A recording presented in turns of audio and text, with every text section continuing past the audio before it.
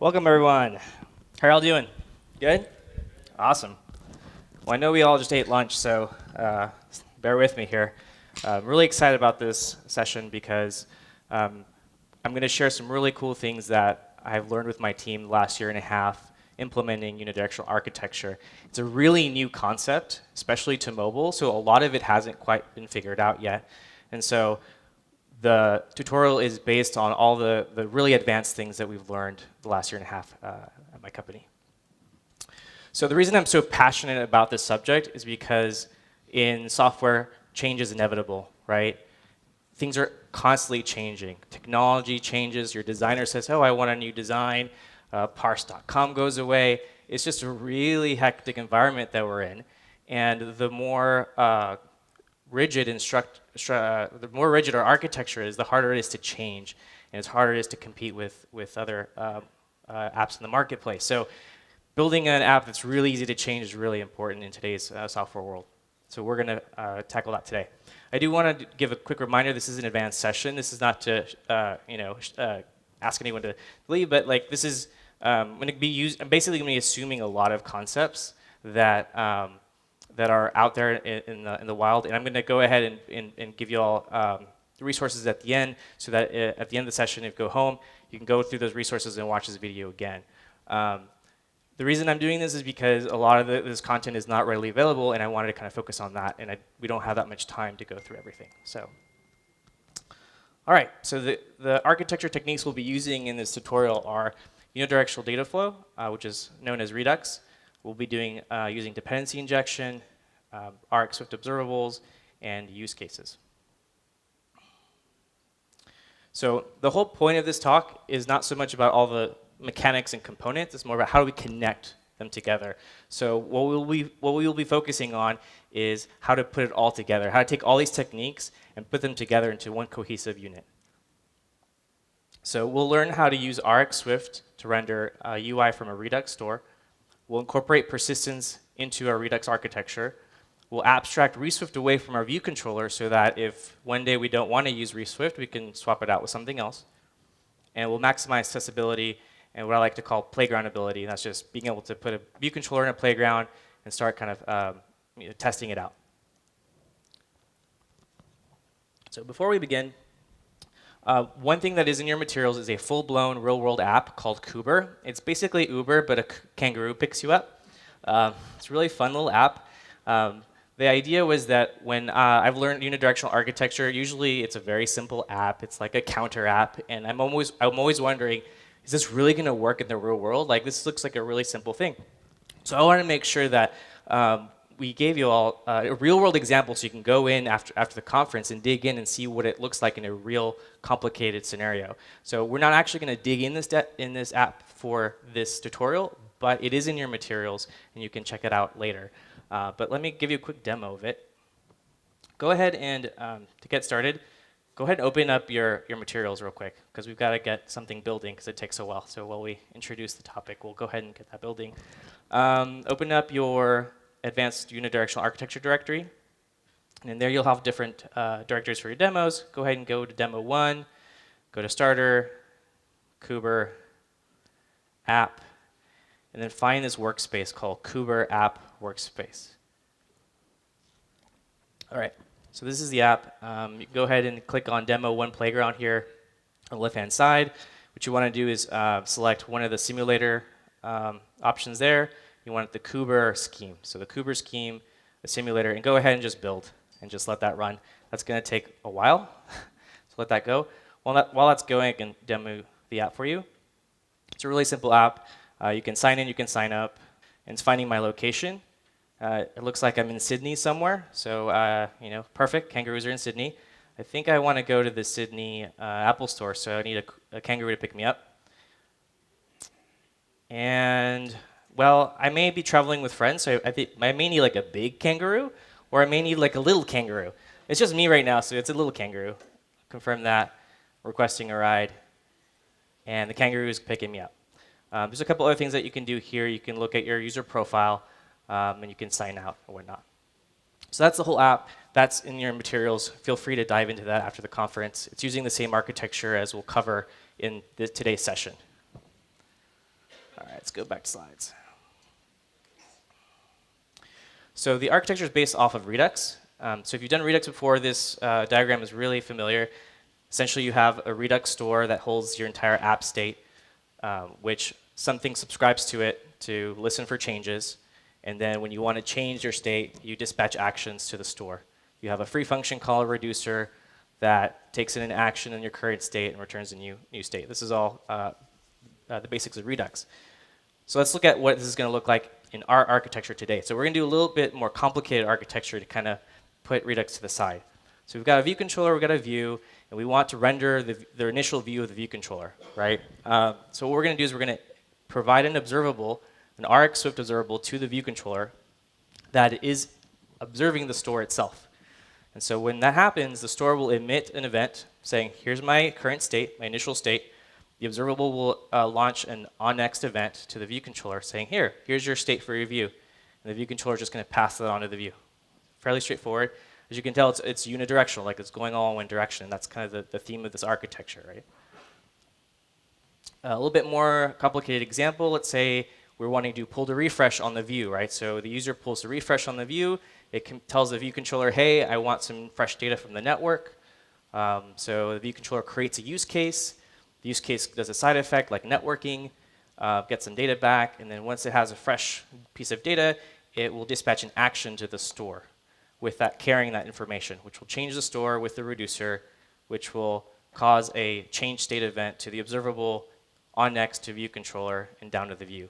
Again, this is all one direction. It's all going one direction. So this is the architecture that we're going to go over today. One thing I want to show here is that the observable is on the left-hand side and the use case is on the right-hand side.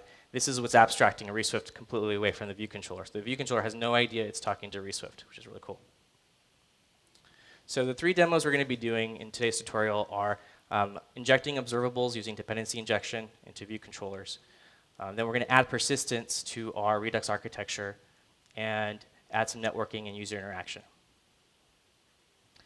Today we'll be working in the settings screen. It's a very simple screen. It's not going to win any Apple Design Awards, but that's on purpose because we really want to focus on the architecture behind it. So I wanted to keep the view as simple as possible so that we can really focus in on the architecture stuff. We'll also be working in playgrounds all day, which will be fun. All right, so let's get started with demo 1, injecting observables. So what we want to do is set up this flow where we've got this home view controller, which has a very simple button called Go to Settings. And when you tap on Go to Settings, it presents the setting view controller modally. At this point in time, we don't have a database, we don't have a network, so it's just going to render an empty screen. But we're just kind of wiring all the wires together to get Redux going. So that's what we're going to do in demo 1. This is kind of the architecture diagram. We've got a settings view controller with a settings view. And what we want to do is we want to render the initial state of the Redux store, right? So we're going to inject the observable into the view controller and subscribe to it, which will cause Redux to emit an event saying, here's my initial state. The observable will do an onNext on the view controller with the initial state, with the empty state, and then the settings view will render. So that's the flow that we're going to be working with. All right, let's get going. Go ahead and go back to Xcode. Let's clean up here some of the sidebars. All right, so playgrounds are very picky when it comes to importing third-party libraries. So go ahead on the bottom here where you see play in demo 1. Click on that. You might get this error here. If you do, does anyone have this error first? Let me ask that. Yes, okay. So what you do is you go to demo 1, open that up, find the sources directory at the very bottom right underneath copyright. Open up that first directory called ReSwift extensions. Open up the next directory called ReSwift RxSwift and find that first file. This is going to be so silly. You're going to laugh at me. Take the import RxSwift, delete it, hit save, wait a second until you see some errors, then undo and save. And that fixes everything. Thanks, Apple. Woohoo! Now try to play and run, and you should see no errors in the console. All right. So one thing I want to make sure is I know this is the last tutorial in the day, and the last couple of years I'm sitting in the last tutorial and I'm really tired, and I really don't want to code a whole lot, so I try to keep the coding as minimal as possible. So we're mostly going to just talk and chat about code, And then we will do some hands-on, we'll connect the dots and stuff like that, but it'll be really chill. So here we have a playground here with hyperlinks that we can kind of go through each page. So let's just kind of read through the playground. Go ahead and click on the completed demo link here. And go ahead and open up your assistant editor so that you can see the live view. And if you don't have any errors or warnings, you should see the example show up. You can click on and go to settings, and it presents a modal screen with an empty settings screen. So that's what we're going to be building right now. So let's tee this up. These are the two view controllers we're going to be working on.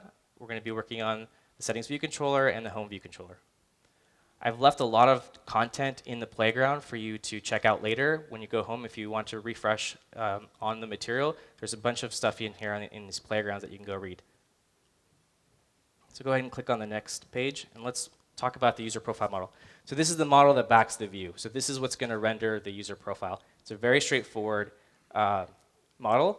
You have name, you have mobile number, email, but you also have something called Claude, and that's because if you're going to be in the kangaroo and you have claws, it's probably not going to work. So if you're Claude, you're probably going to get a different animal when you ask for Uber.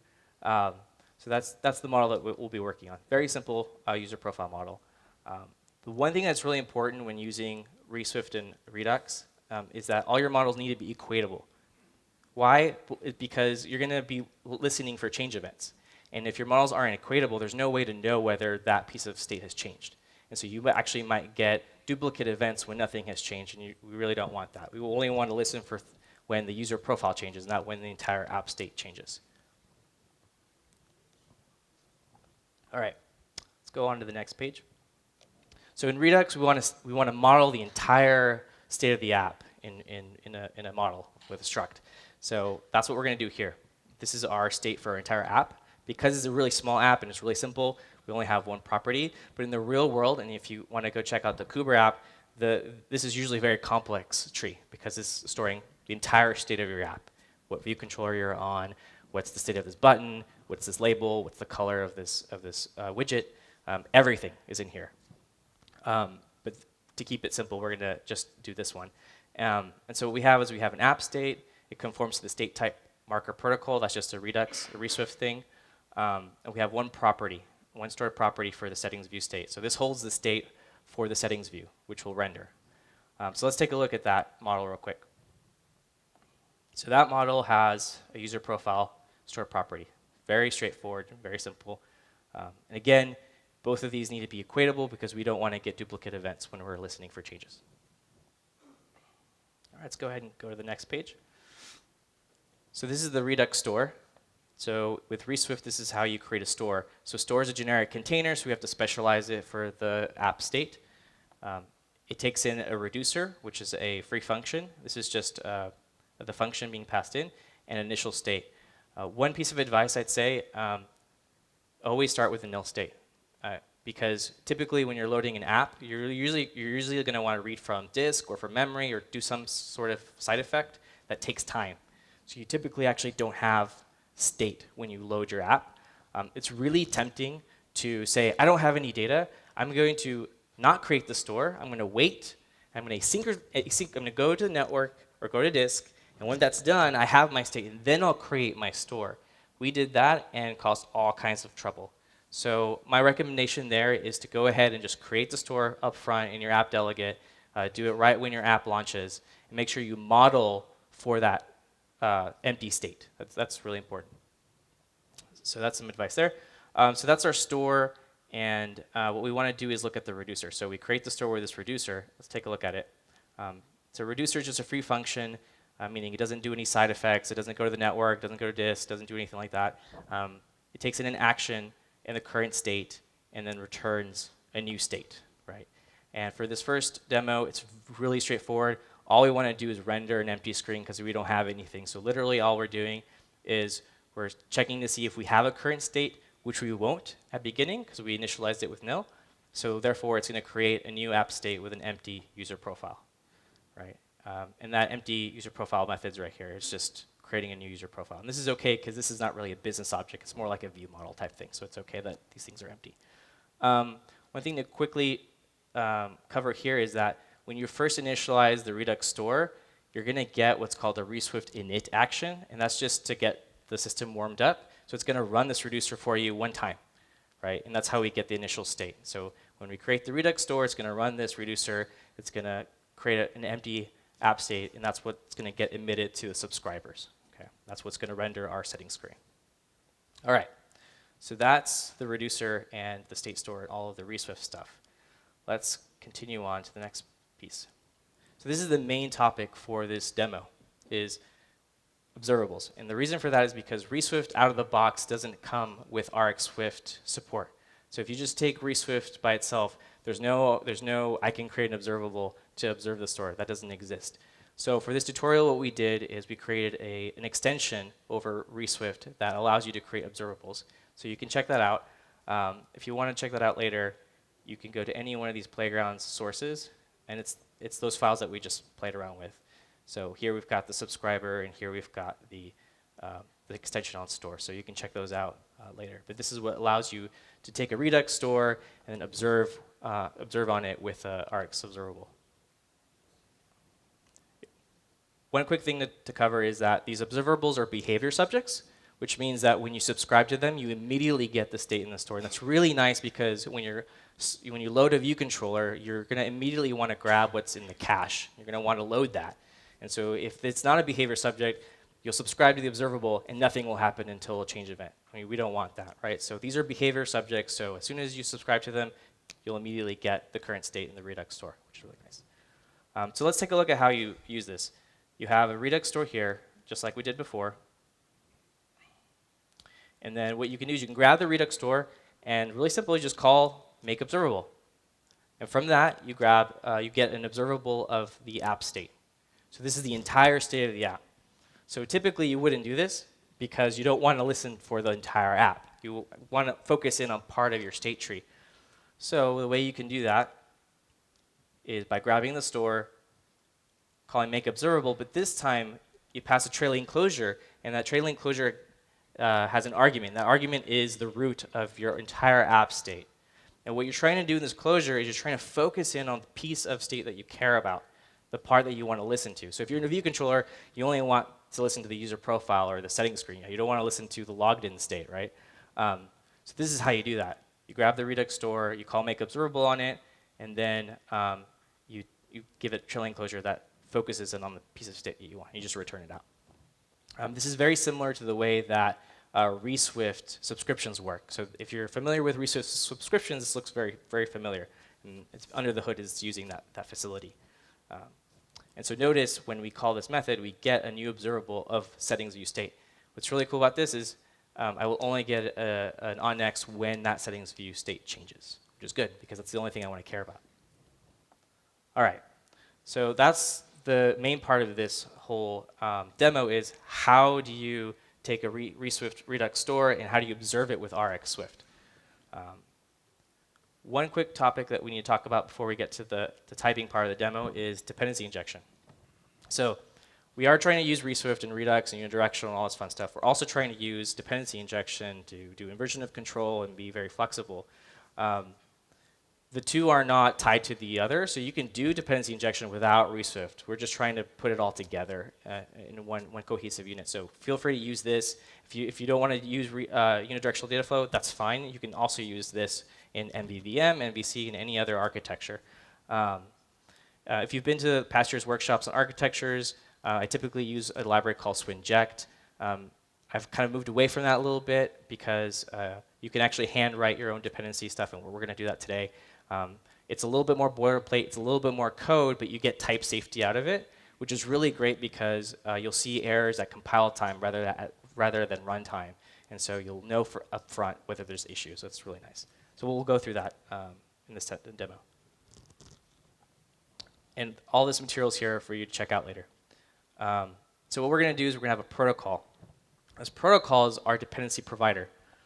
So this is what's going to define all of the dependencies for the app. So let's take a look at it. The first thing we have is a property for the Redux store. The fact that it's a property means it's a singleton, because we're going to create this dependency provider and hold on to it for the life of the process. So this thing is going to be a singleton. So this is how you model singletons in a dependency inversion type situation. So we've got Redux store, which is just a store. And then we've got a couple of factory methods, and these are for non-singletons, right? And so what we're going to want to do is we want to create the settings view controller. We want to create the settings view controller with an observable, but we want to do that in a way where I don't need to know about the observable. And so if you look at this method signature, it's 0 argument. So whoever's calling this method doesn't need to know any of the specifics about how I create a settings view controller. All it needs to know is that I need a settings view controller. That's really cool. And we'll see how that plays out here in the typing portion of the demo. Aside from that, we need a factory method to actually create the observable. And this is really nice because, again, there's nothing about this that says RxSwift or Redux. So you can use this exact same thing if you're listening to a Realm database or a core data database. It doesn't matter. It works with all those different options. So that's our dependency provider protocol that we're going to implement here. All right. Let's go ahead and go to the next page. All right, let's get to typing. So we're going to put all this together. We covered RxSwift, our store, our reducer, our model, our dependency injection, and now we're going to build this stuff out. So let's go ahead and get started. Before we do, go ahead and click on play. Does anyone still have that playground error? No? OK, awesome, cool. So let's get going. So the first thing we're going to do is we're going to implement the settings view controller. I had to type a couple of these things up front because we don't have time to type it all, but it's really straightforward. It's just a view controller. It has a dispose back because we're using RxSwift. We have a custom UI view subclass called settings root view, so we have to implement load view. This computed property is just a helper to force cast that into my type. This is just a straightforward RxSwift subscription.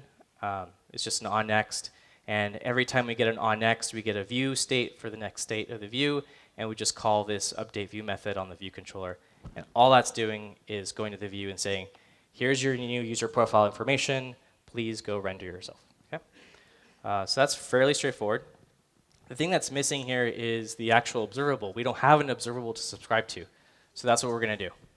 So go ahead around line 15. Go ahead and make some space. We're going to add a new stored property constant. So start typing let. We're going to create a state observable. And the type is going to be observable.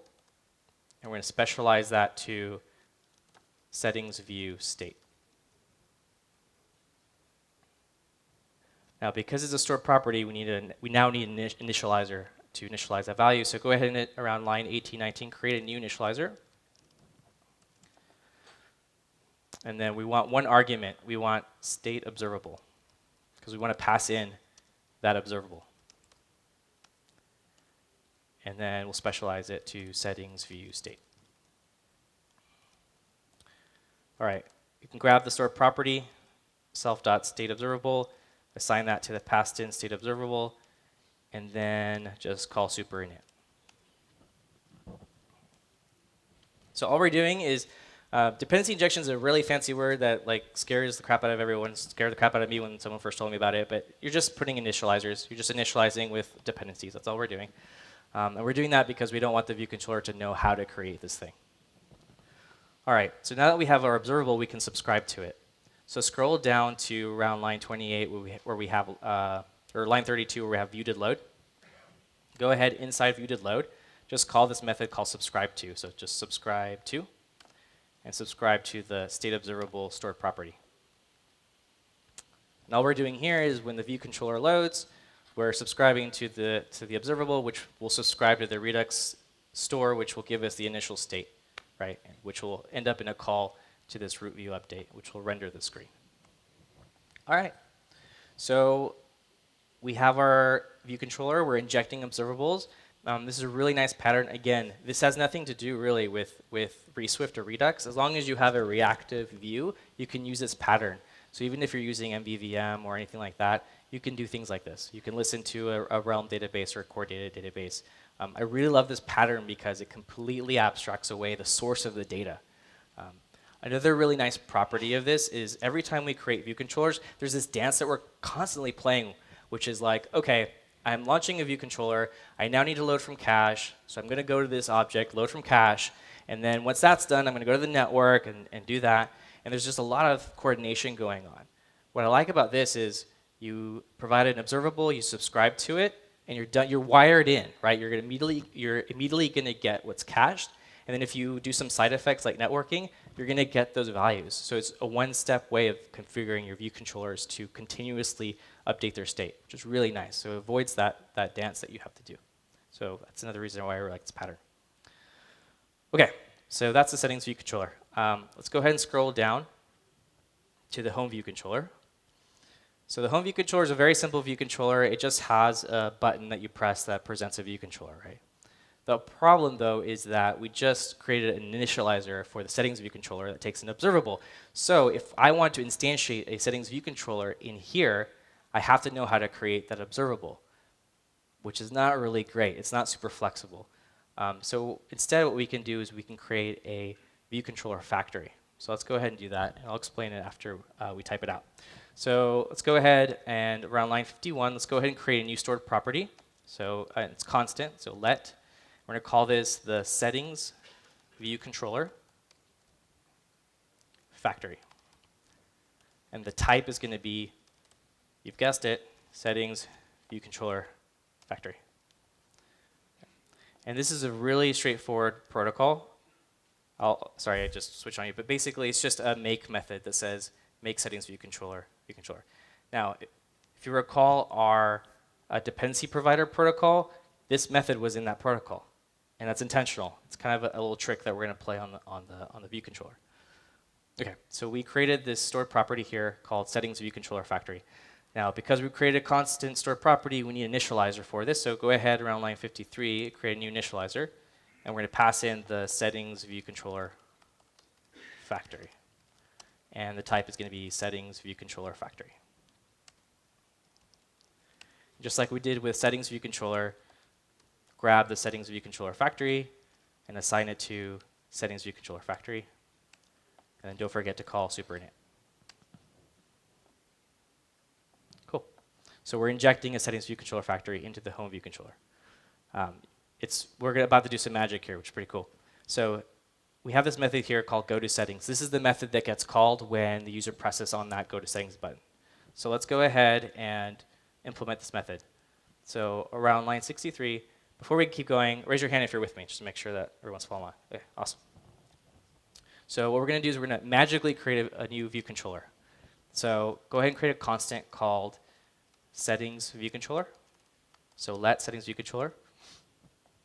Let's make some room here on the next line. We're going to grab the settings view controller factory. And make sure you don't grab the type. You want the actual property, so the lowercase one. So settings view controller factory. And then make some room on the next line. And then call make settings view controller. This is really cool because we can create a settings view controller without needing to know about the observable. But we actually get a real settings view controller that we can present. It's really cool. And I'll show you exactly how this works with the dependency stuff here in a second. So the next step is to actually present the view controller. So around line 66, go ahead and call present. You have to kind of type it out and go to the parenth before you get the autocomplete. But so you want present view controller. And then we'll pass in the settings view controller. And then we do want to animate it, and we don't care to know about the completion. OK, so just to recap, we're creating a view controller using our factory, and then we're just presenting it. Pretty straightforward. All right, so that's our home view controller. We just injected a settings view controller so that we can create this thing without having to know about all of its dependencies, which is awesome. So how does this all actually work? Well, the next step is to scroll down to line 71, where we have our dependency container. Now, this is our concrete implementation of our dependency provider. So let's go ahead and make it conform to dependency provider. So on line 71, we want to add conformance to dependency provider. And just to recap that, that's just the protocol that has the Redux store and some factory methods. So let's go ahead and implement that. Well, first thing we're going to want to do is a stored constant property. So do let and start typing Redux, and you'll get autocomplete for that Redux store because it's part of the protocol. Oops, sorry. And then assign that. We're going to create a brand new RxSwift store. So create a new store. You're going to want the first initializer.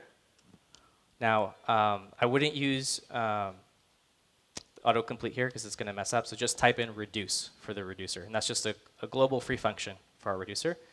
And again, we don't have any state to provide, so we'll just start with nil. Okay, so that's our store.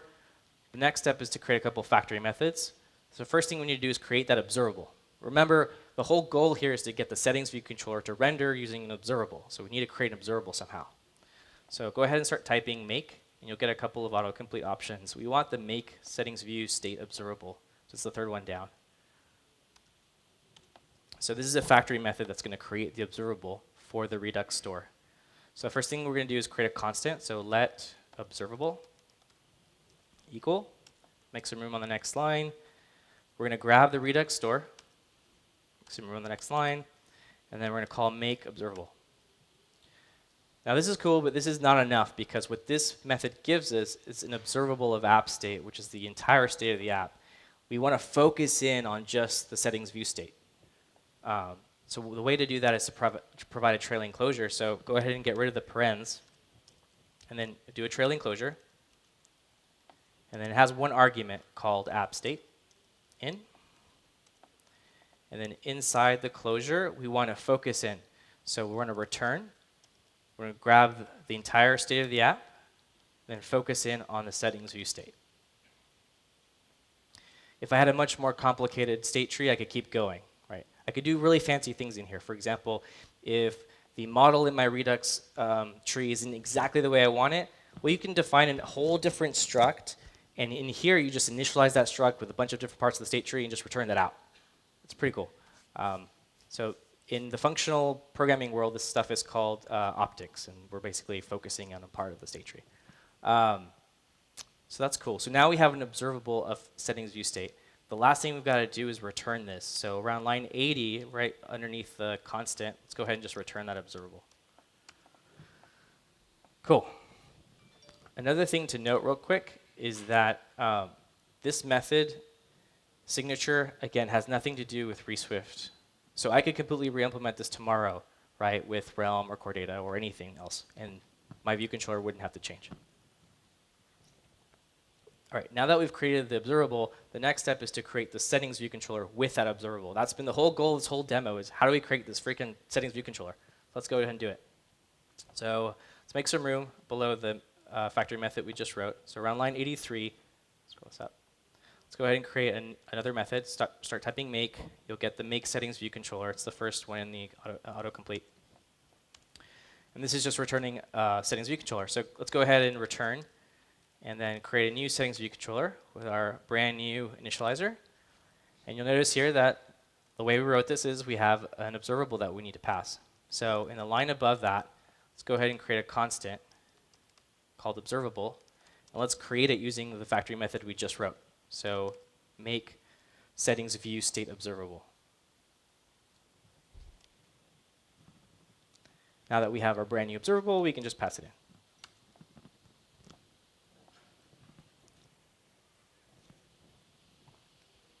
All right.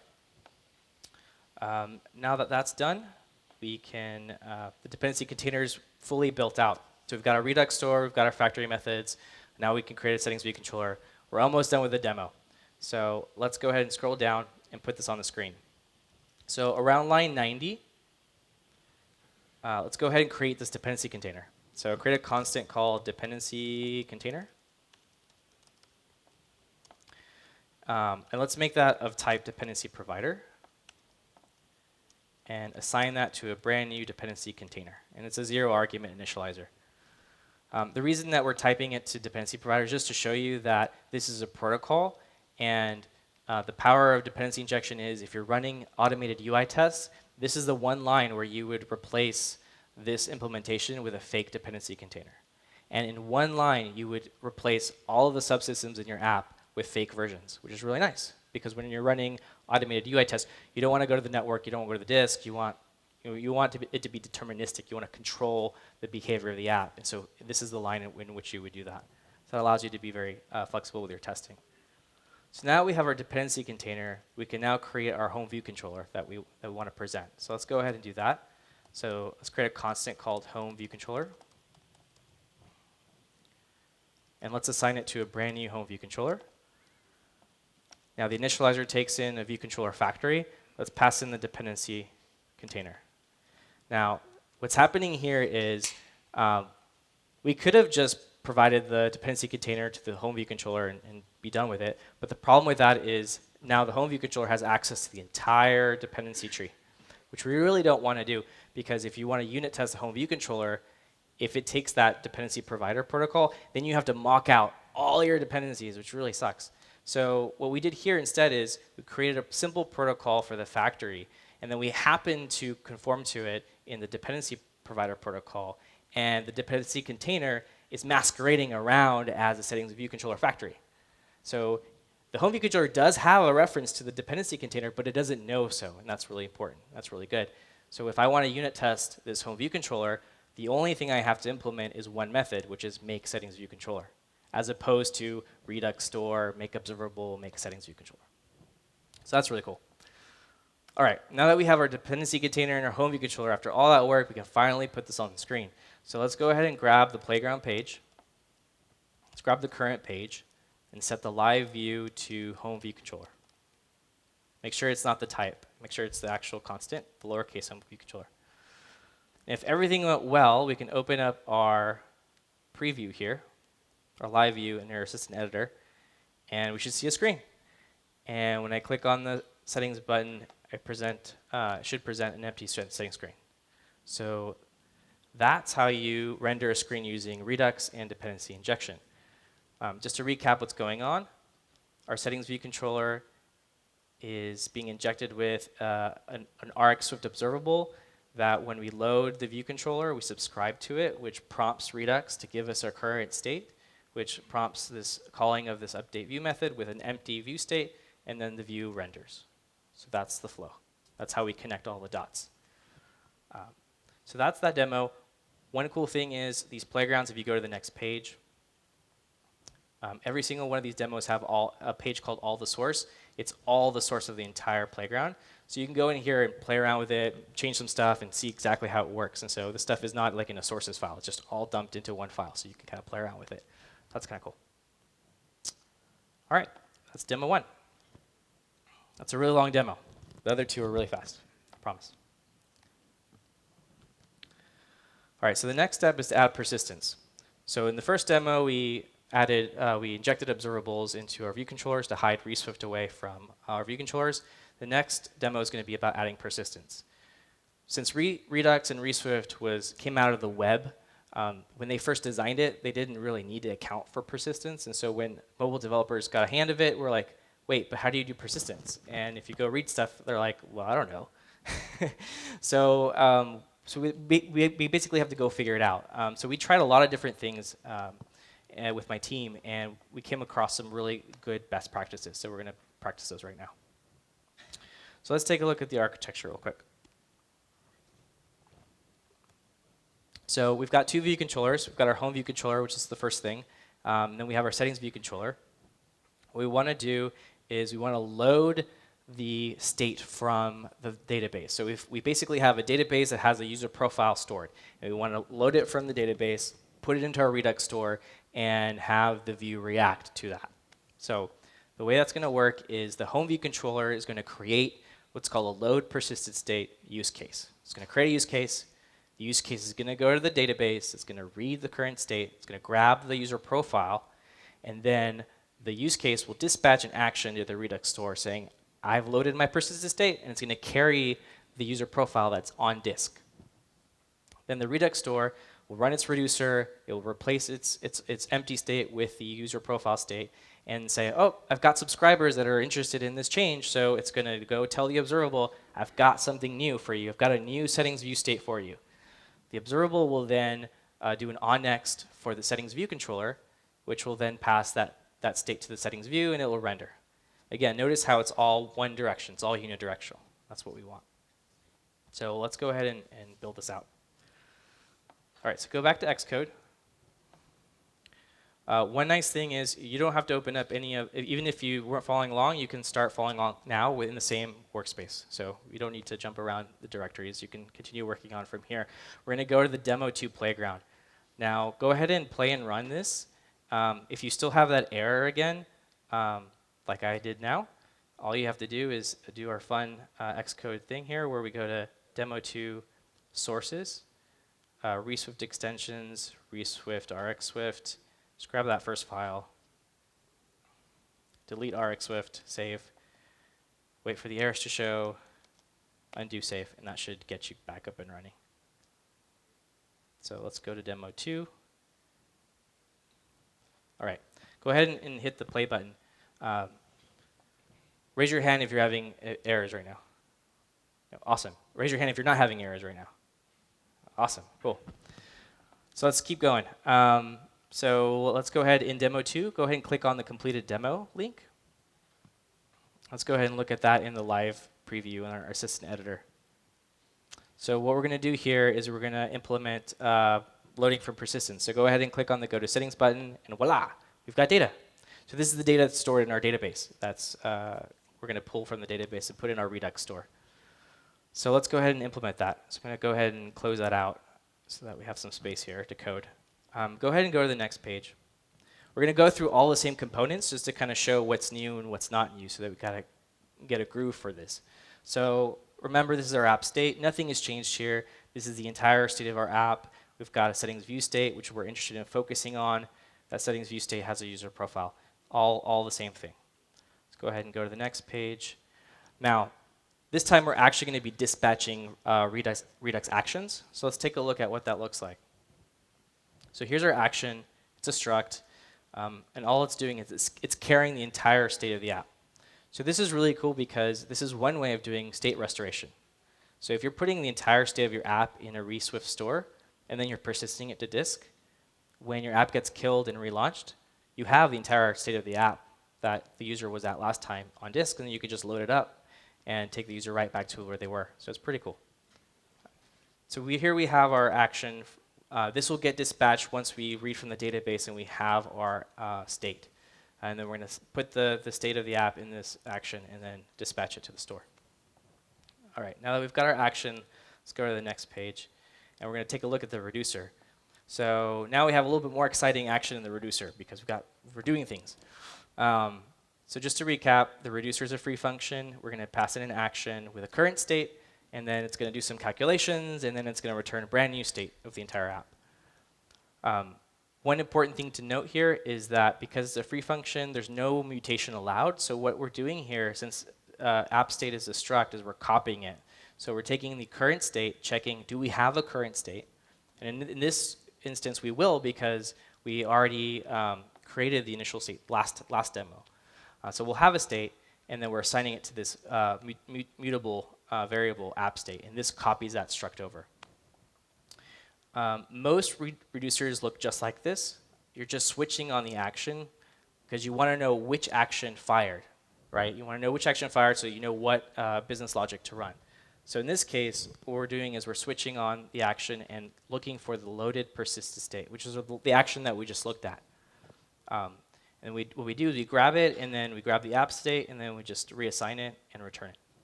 Right? And that's how we completely replace the entire state of the app in one line. When we return this, because it's equatable and probably will change, anything that's subscribed to it will get an event, which is great. If you want to look at the step-by-step, there's a little bit more here in the playground too. All right, let's go ahead and go to the next page. All right, so now we're going to do some side effects. Side effects are when we're going out into the real world doing real things. It's necessary to do these things. So we're going to go to the database and grab some data. So we need some protocols to define these things. So there's two protocols we're going to define. The first one is a persistent user store. This is just your CRUD protocol. So this is just your database. I can read a user profile, and I can save a user profile. Very straightforward. The new thing here is we have what's called a state persister. And this is something kind of new. This is basically the way that you connect Redux to a database. And what we're going to do is we're going to set it up so that whenever there's a state change, that will trigger a write to the database. So the database is observing the store and writing as a reaction to that. And that's really cool. There's a lot of really awesome properties to that we'll go over in a little bit. So all this protocol is for starting to observe that Redux store and writing to disk. So all we're doing is saying, hey, start persisting any state change to this database. So that's all that is. All right, let's go ahead and go to the next page, and we're going to start talking about use cases. So this is the first time we're going to use a use case. We're modeling our use case with a very simple protocol, and that's just so that during our tests we can mock that out so that it doesn't do anything. We can do no op use cases. So that's very straightforward. It just has one method for starting. But this is our loaded persisted use case. So this is what's going to go to the database, pull it out, and put it into the Redux store. I really love use cases because they're really simple, they're tiny, they're really easy to read, and they're just really easy to work with. So with use cases, the first thing you do is you define your dependencies. In this case, we need a database, we need a Redux store, and we need that state persister. All right, so we just initialize it. We're just using dependency injection to inject those dependencies into the use case. And then if we look at the implementation, we're going to the database, we're reading the profile from the database, and then what we're doing is we're dispatching a loaded action. Now, I'm using promises here because all this stuff is asynchronous work that takes time, and I don't want to get the pyramid of doom issue. So we're using promises here. It really is okay to use promises and RxSwift, I promise. So this is our use case. We're reading from the database. We're dispatching our action with the user profile that's on disk, and then we start persisting state changes. So this is what starts listening for changes in our Redux store, which will start writing stuff to our database. So it's really clean, really nice. Another thing is, just like in production, we catch the error and we do what with it? Nothing. Don't do this. So that's our use case. So what this does is it loads from the database and puts it in the Redux store. If we want to look at this implementation of dispatching, we probably want to take a look at that. We take in a user profile. We create a brand new entire app state with that user profile. We create an action carrying the state of the app. And then we grab the Redux store and we dispatch the action. That's how that works. All right. So now that we've got our use case, let's keep going. Let's go to the next page. We've got the use case factory. Now, this is a pattern that's going on. The settings view controller is going to want to create, or sorry, the home view controller is going to want to create this use case. But if you recall, the use case has a bunch of dependencies. It's got the user store, the Redux store, the state persister. It's got all this side effect stuff that you need to initialize it with. And we don't want the home view controller learning how to do that and how to get access to those things. So just like we did in the last demo, we have a factory protocol, and this is for our use case. So this is our load persisted use case factory. And it's a very simple factory method. It just creates a use case. Also note that it returns a use case protocol. It's not the specific implementation of that use case. And that's really important because, again, in unit tests and stuff like that, this gives me the ability to return a no-op use case, which is really awesome. So that's the protocol which our dependency container is going to masquerade as well here. So let's go ahead and go to the next page and take a look at our dependencies. So here's our dependency provider protocol. It's gotten a little bigger. Got a couple new things here. So we've got our user store, and that's a property here because that's a singleton because we don't want copies of our database. That would not be good. So we want one single version of that. And then we've got our state persister here, which is the thing that's going to connect the database to the Redux store. We have our good old friend make settings view controller from last demo, and the same as the observable factory. But now we've got a factory method for creating the use case. Notice also that the protocol inherits from these two use case factory protocols. And that's, again, just to constrain the view of the container to the view controller. So the view controller only has a very narrow view of the entire container. That's what we want. So now that we've got our protocol, let's go build this stuff. Let's put it all together. All right. Let's go ahead and scroll down. Right now, it won't build successfully because we've added new things. We're not going to work on the settings view controller at all because it's ready to go. That's actually a really cool thing to note is that we're going to be working on these view controllers, and we're not going to have to touch each of them when we're working in them. And that's a really good thing because when you have a large team and you want to have different team members working on different parts of the code base, you want those work streams to be completely parallel. And so this is just kind of showing how flexible the architecture is. So let's go ahead and scroll down to line 49. We want to take a look at the home view controller. And what we want to do is we want to create a use case. But we want to create the use case without knowing how to, right? Because it has a bunch of dependencies. So let's go ahead and create a stored constant property. So on line 50, create a stored constant property. So let, and we're going to call this the load persisted state use case factory. And in good Cacheaux naming style, these are really long. But it's very clear what this is, right? The type is, you've guessed it, load persisted use case factory. Okay. So now that we've got this stored property, we need to initialize it. So let's go ahead and add another argument to the initializer. So we're going to add load persisted state use case factory. And it's going to be the same type, load persisted state use case factory. This is going to be our dependency container, but this view controller is not going to know that, which is good. And then inside of our initializer, just grab that stored property, load persisted state use case factory, and assign it to the value that's passed in, the load persisted use case factory. So we're just injecting the use case factory into our view controller. All right. Now that we've got that, we can actually create a use case to load the state from disk and get it going. So let's go ahead and build that. So around line 62, under load view, let's go ahead and create a new method. And I'm going to scroll this up a little bit. Raise your hand if you're with me, just to make sure good pacing. Okay, good. All right, so we're going to create a new method, and we're going to call it load persisted state. It's going to have no arguments. And then we're going to do some magic here again. So let's create a constant called use case. And assign it. Let's make some room on the next line.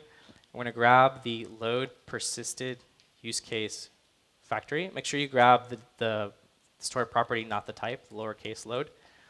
And on the next line, we can then just call make load persisted use case factory. Again, this is really cool. The use case had all these dependencies with databases and Redux and all this implementation detail, but in here, we don't need to know about that. It's really cool. And so now that we have our use case, we can just start it. So grab the use case on the next line and call start. Cool. So just to recap, this use case is going to go to the database, it's going to find the user profile and put it into Redux so that we can render that screen. Now we wrote this method, but it's not actually being called, so we've got to actually do that. So right above it, let's go ahead and implement viewDidLoad. Just implement viewDidLoad. Make sure you call super viewDidLoad. And once the view loads, we just call load persisted state. So when the home view controller loads, we're just going to start this use case, which will go to the database for us and put that stuff in our Redux store. Cool. So that's it for the home view controller. So now we've got a use case factory that we can use. The next step is to go to our dependency provider and get these things wired up. So let's go ahead and scroll down to the dependency container. All right. So if you remember, our dependency provider protocol grew a little bit since last demo. So we've got to implement those extra things. So let's go ahead and go into our dependency container. And we need a database and a state persister. So around line 89, go ahead and create a new constant store property called called user store. You can use autocomplete for this, so just let user store. You can assign that to a fake persistent user store. So if you start typing fake, you'll get that. And you can initialize that with a 0 argument initializer. And this is just a fake implementation of a database. You could replace this with a real implementation. This is just because I didn't want to deal with databases and playgrounds because they don't play very nice. So now that we have our database, which is a singleton, let's create our state persister. So in line 90, create a new constant store property. So do let, and we're going to create a state persister. And in this case, the persister takes an argument, so I can't initialize it here. So let's make some room underneath that and create a new initializer. It's a 0 argument initializer. And we're going to initialize the state persister. So grab the state persister, so self state persister. And we're going to assign it to a Redux state persister. And that initializer takes in the Redux store, which we have there as a property. Okay. This Redux state persister is just an implementation of that state persister protocol. And all it's doing is it just knows about RxSwift, right? And it knows about my database.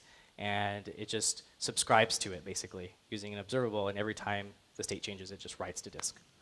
In this case, my database is fake, so I'm not actually writing to disk, but I could just by re-implementing that.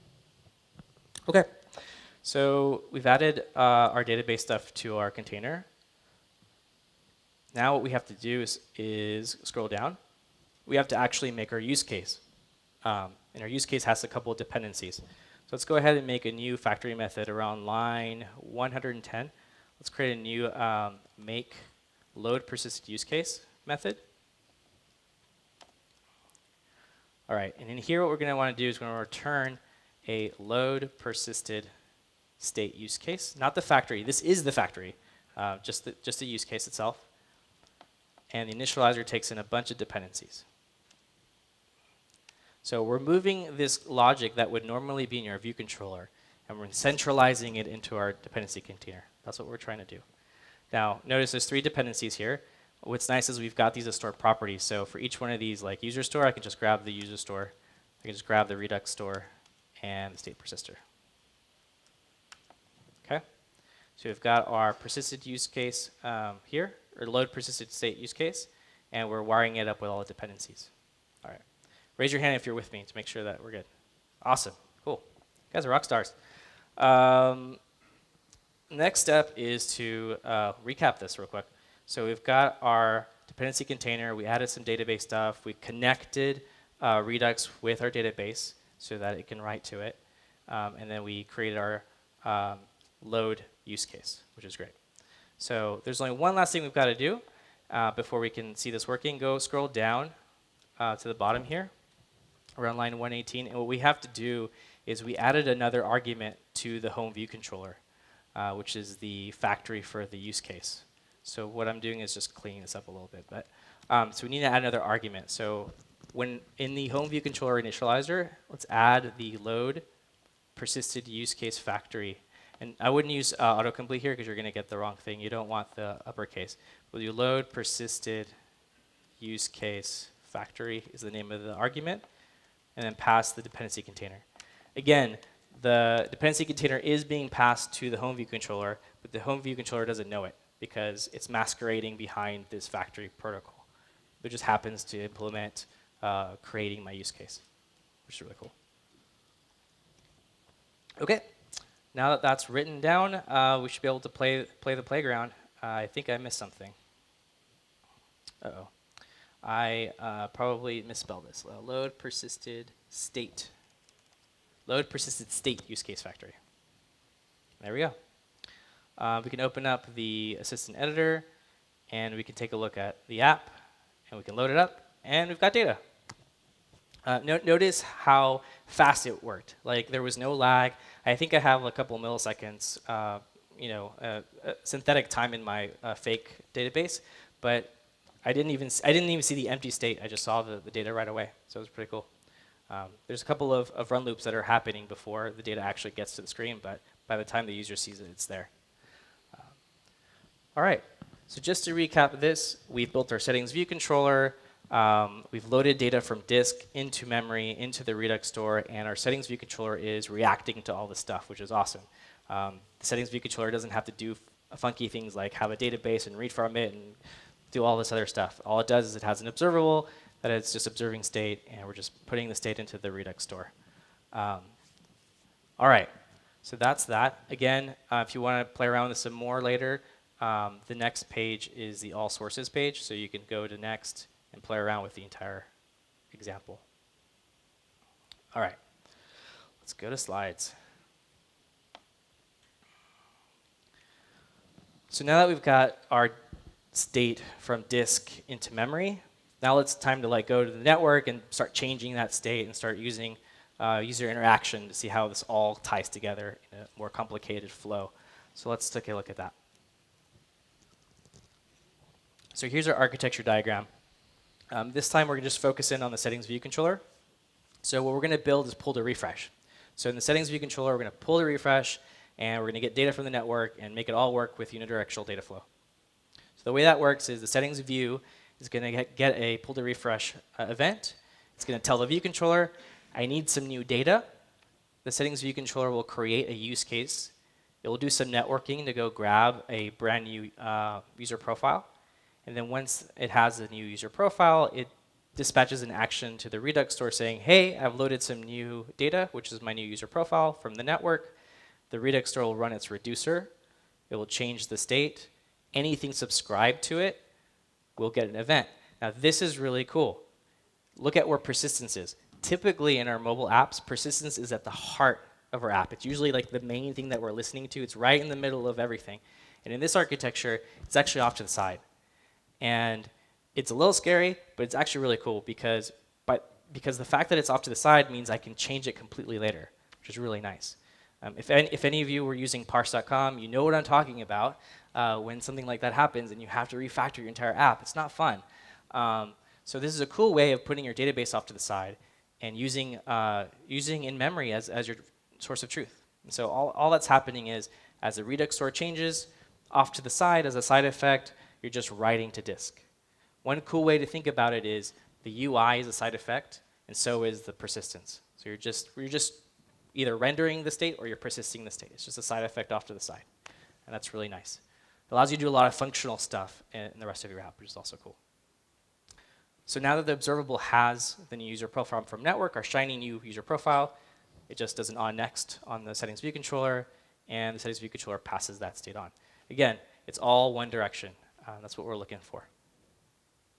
All right, let's dive into demo 3.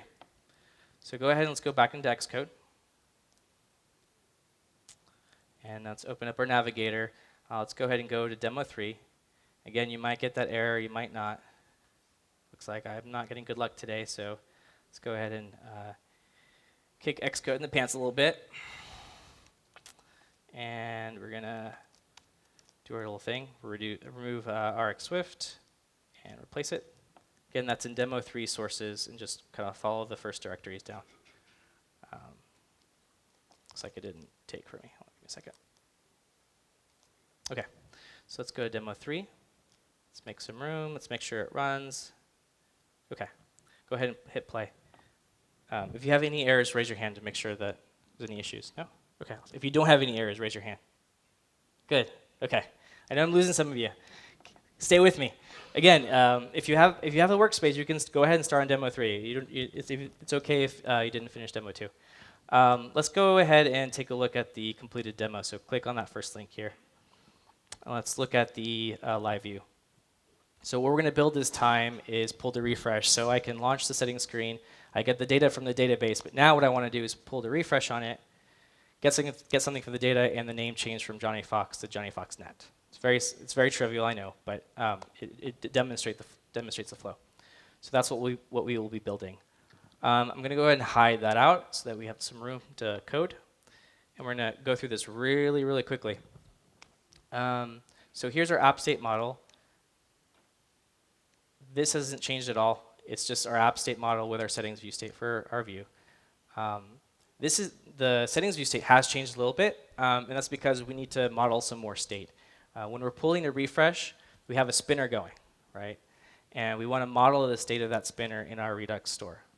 So the way we do that is we create a property to represent that. So we've got a loading user profile property.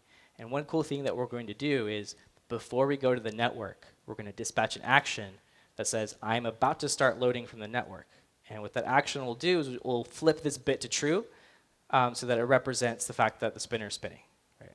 We'll go to the network, we'll come back, and then we'll dispatch another action saying, oh, I've got my new data. And when that action gets, when the reducer runs with that action, we'll flip this bit back to false. And the view is observing that flag. And when it goes to false, it stops the UI refresh control from running. So it's just kind of another example of Redux, reactive programming. Again, like before, we need to implement equatable unless we want duplicate events. All right, so that's our Redux state. Let's look at some actions. So we're going to be dispatching two new actions. So the first one is for loading. So before we go to the network, we're going to dispatch this thing. Notice there's no data that we're carrying. That's because there's nothing to do. We know that we're going to flip that bit anyway, so there's no point in putting a flag there. So this will be dispatched before we go to the network. This other action will be dispatched once we have data from the network, and it's going to carry that brand new user profile from the cloud. So that's pretty straightforward. All right, let's go to the next page, and let's look at the reducer. So the reducer is getting a little bit more complicated.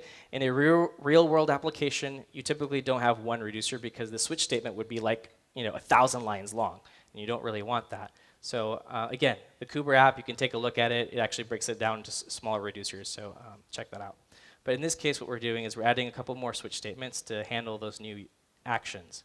So we've got a new action here for loading, and all we're doing is flipping that bit on the settings view state that says, yep, I'm loading, I've got the spinner spinning. And then once we're done with the network, what we're going to do is we're going to dispatch a loaded user profile action. And that's going to carry our brand new user profile. So all we're doing here is we're grabbing the app state, and we're setting the user profile to a brand new user profile. And in the same time, we're setting the loading user profile to false. This is really nice because you can coordinate some complicated things in one shot. It's really nice without having to deal with UIKit or anything like that. Again, this is nice because it's a free function. It's deterministic. I can test it. I don't need any of these funky UIKit frameworks while I'm testing it, which is really nice. So that's our reducer, and that's how we're going to handle loading stuff from the network. So let's go ahead and go to the next page and take a look at our side effect protocols. So our database stuff hasn't changed. So we've got our persistent user store, we've got our state persistor, but now we're going to the network. We have a new protocol for that side effect. It's just called user remote API, and we're just doing an HTTP GET. That's all we're doing. And because that takes time, it returns a promise that carries the brand new user profile. All right, let's move on to the next page. Let's take a look at the use case that we're going to be doing. Again, the use case is a protocol so that we can fake it out. We're going to look at the load user profile use case, which is going to go to the network. One really nice property here is that these are all our dependencies, but there's no database involved in here. This is really nice. In the Kuber app, it actually does do database stuff in the use case. So the Kuber app is built slightly different than this app, and that's because my team and I discovered this new way of doing it, like, I don't know, 3 weeks ago, and I had to go change a whole bunch of things because it was a really cool insight, and I wanted to share that with you all. But that's really a nice property here. Is there's no database involved. It's just the network and the memory, and that's really nice. So we've got our remote API and our Redux store as our dependencies. We're injecting them. If we look at the flow of this use case, it's really straightforward. We dispatch a loading action, which is to say, hey, I'm loading, so spinner spin. Then we execute a remote API call to get the user profile. And then once we've got the user profile, we dispatch a loaded action with that new user profile. Right? And just to take a look at that real quick, we just create an action here for before the network, and we dispatch it. We're just returning a promise to make this chain nicer. And then in this other method, after the network is done, we create a new loaded user profile action. Notice that in this action, I don't have to provide the entire state of the app. It's just the piece that changed, and that's really nice. So that's our use case. So that's what we're going to start, and that's what's going to happen as a result of someone pulling the refresh. All right, so let's go ahead and go to the next page and look at this use case factory. Again, we'll keep using factories because we don't want our view controllers to have a reference to the entire container. So it's a very straightforward use case factory. It's just make load user profile use case, and it returns the protocol. Again, this is really important because when I'm running unit tests, I want to create a fake no-op use case, and this allows me to do that. I could return a load user profile use case type, but that wouldn't be very good because I wouldn't be able to fake it out. And again, this has 0 arguments, and that's what we want because we don't want the settings view controller to know how do I grab the Redux store, how do I grab the remote API. We don't want the view controllers knowing how to do any of that stuff. We just want them to know, I need to do this action, I need to do this thing, please go do it. So that's our use case factory protocol. So let's go to the next page and look at our dependency provider. So our dependency provider has changed a little bit. We have more protocols that we're conforming to here, and this is just, again, to constrain the view of the dependency container to the, from the view controllers. We've added a couple new things. We need to be able to create a remote API to go to the network, so we've got a new factory method to do that. And we have another factory method to create a use case for loading the user profile. So we've got a couple of new factory methods here.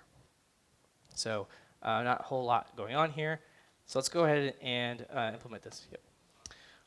So one thing we're doing here that's new is we're doing some user interaction. So this is just a little pattern that I like to use called the interaction responder.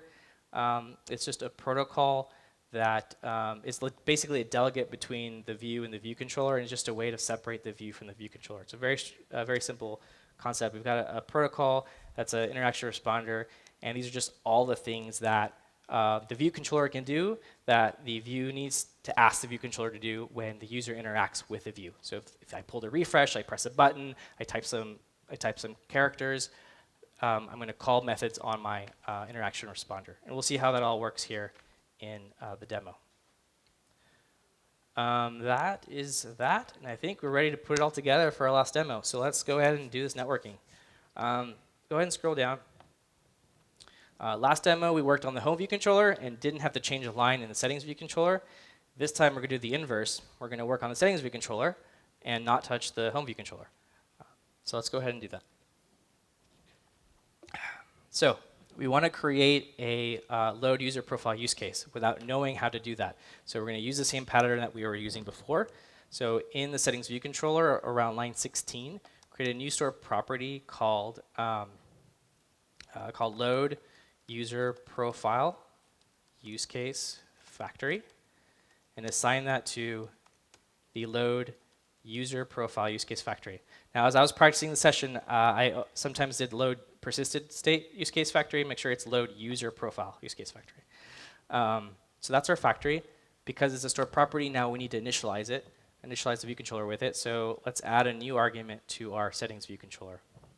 So we'll do load user profile use case factory. It's of type load user profile use case factory. And then just grab the stored property, load user profile use case factory, and assign it to the passed-in use case factory. All right, so we've just injected our use case factory. So we've given this settings view controller the power to create a new use case, which is awesome. So let's go ahead and use that power. Let's go ahead and scroll down to the bottom of the settings view controller. All right, so what we need to do is we need to communicate between the settings view and the settings view controller, because when we pull a refresh, we want the view to tell the view controller, hey, I want some data. So let's go ahead and implement that as an extension. So around line 50, at the end of the settings view controller, make some more room. So we want to be outside of the settings view controller, and we're going to create an extension. So we're going to do an extension on settings view controller, and we're going to conform that to settings IX responder, which is interaction responder, and then we're just going to implement load user profile. All right, I'm going to scroll this up so everyone can see. We're going to use our new magical powers here. So we're going to create a new constant called use case. We're going to assign it, make some room on the next line, and we're going to grab the load user profile use case factory. And then on the next line, we're just going to call make load user profile use case. Again, the view controller has no knowledge of the remote API and how that works and how it's scoped, and is the user logged in, is it not logged in, where's my OAuth token? None of that. It's just, I need a use case because I need some new data. It's really nice. In the next line, just grab the use case and call start on it. Cool. So this is the method that's going to get executed every time the user pulls to refresh. So the last thing we have to do is, now that we've conformed to this interaction responder, we've got to wire that delegate to the view. So scroll up and find the load view method around line 31. And we've changed this initializer here under the hood. So just delete the parentheses and retype settings root view. And then I have Wi-Fi, yay. Open the parentheses and then find the interaction responder initializer. And then the view controller is the interaction responder, so just pass self. That's it. And that's just wiring the two so they can communicate. All right, so now when someone pulls to refresh on the view, on the UI view, it's going to call this load user profile method, which creates our use case in a magical way and starts it, which will go to the network, do some stuff, talk to Redux, do all this side effecty thing, And because I'm wired into this observable, whenever that finishes, I'm going to get a new event, and I can react to that. So again, I want to really re-emphasize this. In this view controller, I'm not importing RxSwift, core data, realm, any of that stuff. And that's the important thing. If you're writing view controllers and you're finding yourself importing a bunch of crap, it's probably a good sign that some re-architecting is in order. Okay, so now that we've got our settings view controller, let's go ahead and wrap this thing up. So the last thing we have to do is scroll past the home view controller because we don't have to do anything with the home view controller. We just got to finish implementing the dependency provider. So we added a couple of new things to that protocol this time around. So let's scroll down to around line 129. So we're in the dependency container, and we need to create two new factory methods. The first one is for networking. The second one is for creating that use case. So let's create the networking one first. So in line 132, start typing make, and we're going to implement the remote API factory method. And in there, we're just going to return a brand new what's called Kuber user remote API. And again, if you dig into this code, it's just fake. It's all fake. But the cool thing is I can re-implement it to do something real tomorrow, and it'll be real. That's it. That's pretty straightforward. Now we want to implement the use case factory. So go ahead and start typing make, and you'll see the make load user profile use case. Let me scroll this up so everyone can see. If you're still with me, raise your hand to make sure that. Awesome. So what we want to do is we just want to return a brand new load user profile use case. Not the factory, because this is the factory, the actual use case. And then let's grab that initializer. Now you'll notice that we have two dependencies here. We need remote API to do networking, and we need the Redux store to change our UI. So we have a Redux store as a store property, but we don't have the remote API as a store property. We have a factory method. So let's go ahead and create a brand new remote API. So in the line above, create a constant called remote API, and assign that to make user remote API. So that's our factory method we just implemented. And then just wire that in. So pass in the remote API and wire in the singleton Redux store. And so we're doing all of this initialization, dependency, wiring outside our view controllers, which is what we want. So we've got our two factory methods.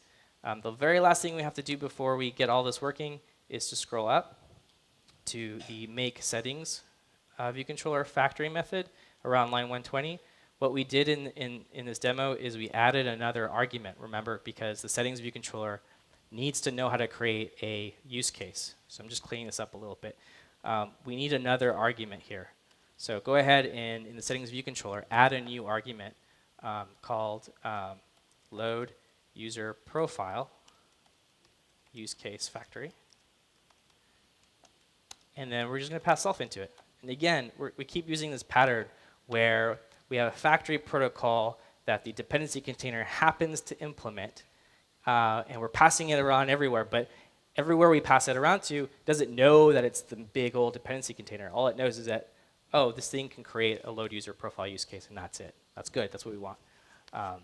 So we're creating a settings view controller with our observable so that we can react to it. And we're also creating it with a use case factory so that when we pull the refresh, we can create a brand new use case without having to know anything about Redux or anything else.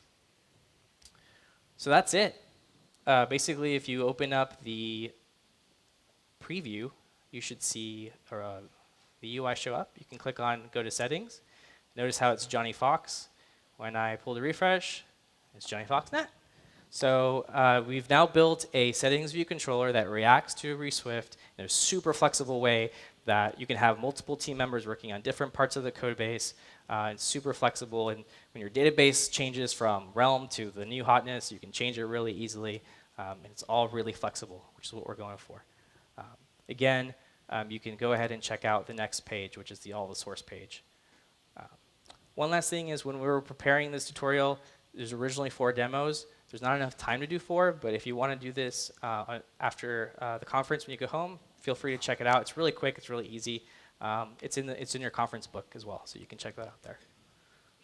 All right. Whew. That was a lot of talking, a lot of typing. Let's go ahead and wrap this up.